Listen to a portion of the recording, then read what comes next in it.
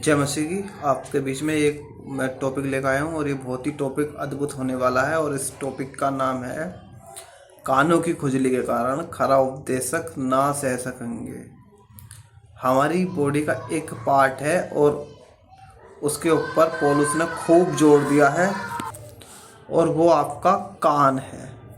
कुछ लोग कहते हैं कि नहीं सुनूंगा किसको, खरी शिक्षा को बिल्कुल नहीं सुनूंगा। और ये लोग अपनी ही अभिलाषा के अनुसार सुनते हैं दूसरे पास्टर को, दूसरे सेवकों को, लेकिन इनको सही प्रीचिंग, सही टीचिंग सुनना पसंद नहीं है। समझ रहे हैं आप बात को? इनको सही शिक्षा देने वाला वो पसंद नहीं है। इनको जो चिकनी चुपड़ी बातें करने वाले है ना, वो लोग पसंद हैं।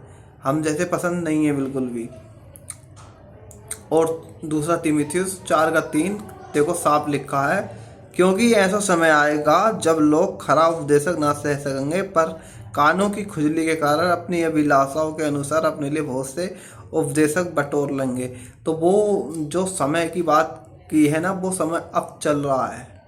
अब ये वही समय चल रहा है, इस समय जिसको बोलते हैं करंटली, अभी यही समय खूब चल लिया है। अब जैसे ही खरी शिक्षा वाले आते हैं तो कुछ पास्टर है ना, वो कहते हैं कि इनको मत सुनो, इनको मत सुनो। और वो पास्टर आपके कान बंद कर देते हैं और आपके कान, अपने कान में ना आप दीवारें खड़ी कर लेते हैं, दीवारें। और अन्य अन्य भाषा वाले तो हमें बिल्कुल भी पसंद नहीं करते, वो तो हम बिल्कुल भी नहीं सुनना चाहते। क्योंकि रोमियो 16:18 में साफ देखो लिखा है, क्योंकि ऐसे लोग हमारे प्रभु यीशु मसीह के नहीं परंतु अपने पेट की सेवा करते हैं और चिकनी चुपड़ी बातों से सीधे साधे मन के लोगों को बहका देते हैं। ये बहका क्यों देते हैं पता है? अभी बताते हैं। कोई तो है जो तुम्हारे कानों को ऐसा कर देता है। और कैसी बातें करते हैं? चिकनी चिकनी। ये सही बातें आपको मसीह की नहीं बताते हैं और बहुत ही चिकनी चिकनी बातें करते हैं। फिलिपियों 3 और उसका 18 से 19 में देखिए क्या लिखा है। लिखा है, क्योंकि बहुत से ऐसी चाल चलते हैं जिनकी चर्चा मैंने तुमसे बार बार की है और अब भी रो रो कर कहता हूँ कि वे अपनी चाल चलन से मसीह के क्रूस के बैरी हैं। उनका विनाश अंत है, उनका ईश्वर पेट है। वे अपनी लज्जाओं की बातों पर घमंड करते हैं और पृथ्वी की वस्तुओं पर मन लगाए रहते हैं। तो कौन काई की बातें हैं ये बातें जो हैं, जो पौलुस यहाँ पर बताना चाह रहे हैं हमें, वो इन बातों के विषय में बात कर रहे हैं। चिकनी चुपनी बातें और क्रूस के बैरी बन जाते हैं, जिनको प्रभु ने क्या करा? क्रूस पर कीलों से जड़ दिया और कीलों से जड़ने के बाद उसको, अपने बैरी को ख़त्म करा। ये उसी को दोबारा से फिर लाते हैं। जैसे दशमांश की शिक्षा के दशमांश देना है तो देना है। ये दशमांश का नियम, मलाकी 3:10 का नियम आपके ऊपर थोपते हैं और इनका ईश्वर, इनका पेट है।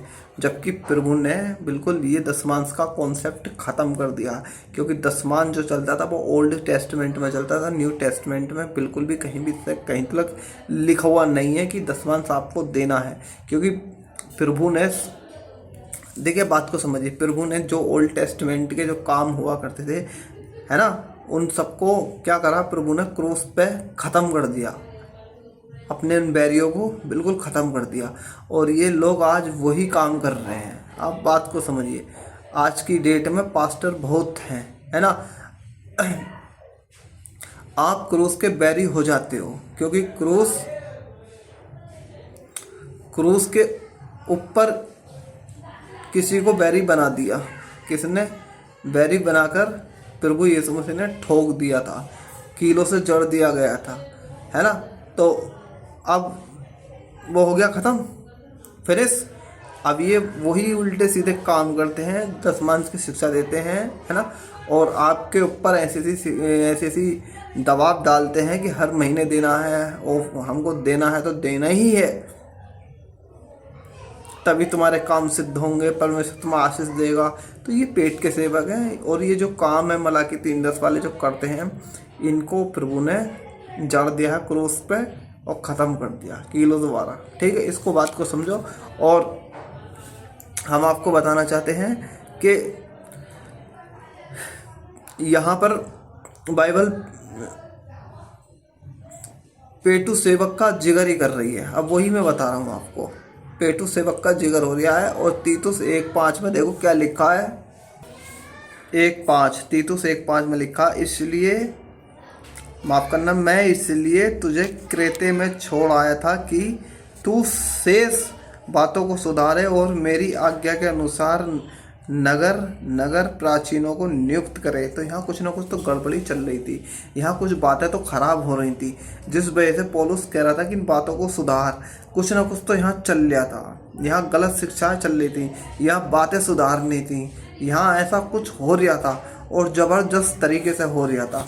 और आगे पढ़ेंगे हम 1:7 में क्या लिखा है। 1:7 में लिखा है, क्योंकि अध्यक्ष यानी कि इंग्लिश में बिशप बोलते हैं अध्यक्ष को। ठीक है, अध्यक्ष को परमेश्वर का भंडारी होने का कारण निर्दोष होना चाहिए, ना हठी, ना क्रोधी, ना पियक्कड़, ना मारपीट करने वाला और ना नीच कमाई का लोभी हो।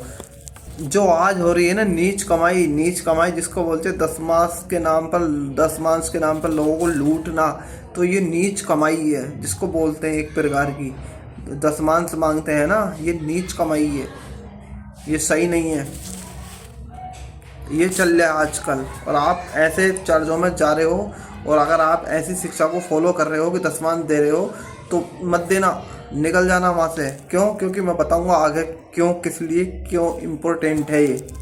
वचन 9 पढ़ेंगे और लिखा है, और वह विश्वासियों के वचन पर जो धर्मोपदेश के अनुसार है स्थिर रहे कि खरी शिक्षा से उपदेश दे सके और विरोधियों का भी मुंह बंद कर सके। तो यहाँ पर नीच कमाई करने वाले थे, आप बात को समझो। तो यहाँ पर नीच कमाई करने वाले थे और घर को बिगाड़ रहे थे,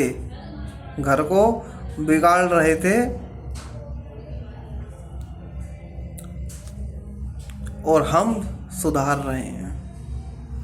वो बिगाड़ रहे थे और आज बिगड़ गया है और हम सुधार रहे हैं।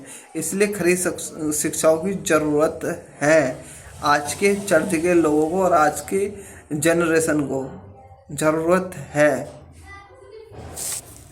और वचन 9 से अब 10 तक नहीं 16 तक पढ़ेंगे। देखो क्या लिखा, क्योंकि बहुत से लोग निरकुश, बकवादी और धोखा देने वाले हैं, विशेषकर खतना वालों में से। वचन 11, इनका मुंह बंद करना चाहिए। ये नीच कमाई के लिए अनुचित बातें सिखाकर घर बिगाड़ देते हैं। आगे नहीं है क्या वही वाली बात, घर बिगाड़ देते हैं। वचन 12, उन्हीं में से एक जन जो उन्हीं का भविष्यवक्ता है कहाँ है। क्रेती लोग सदा झूठे और दुष्ट, पशु और आलसी पेटू होते हैं। वचन 13, यह गवाही सच है, इसलिए उन्हें कड़ाई से चेतावनी दिया कर कि वे विश्वास में पक्के हो जाएं। वचन 14, और यहूदियों की कथा कहानियों और उन मनुष्यों की आज्ञा पर मन ना लगाएं जो सत्य से भटक जाते हैं।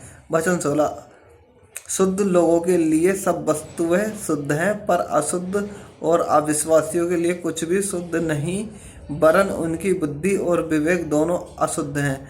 वचन 16, वे कहते हैं कि हम परमेश्वर को जानते हैं, पर अपने कामों से उसका इनकार करते हैं, क्योंकि वे घृणित और आज्ञा न मानने वाले और किसी अच्छे काम के योग्य नहीं। यहाँ चेतावनी दी कि विश्वास में पक्के हो जाएं, यह गवाही सच है। मतलब यहाँ पर ऐसे पास्टर थे जो गड़बड़ वाले बहुत ज़्यादा। दशमांश वाले कहते हैं हम गॉड को जानते हैं, दशमांश वाले, ध्यान रखना, ठीक है। काम से इनकार करते हैं, परमेश्वर के काम को जो है ना उनको नहीं करते, उससे इनकार करते हैं। और पेटू सेवक है, नंबर 1 पेटू सेवक है।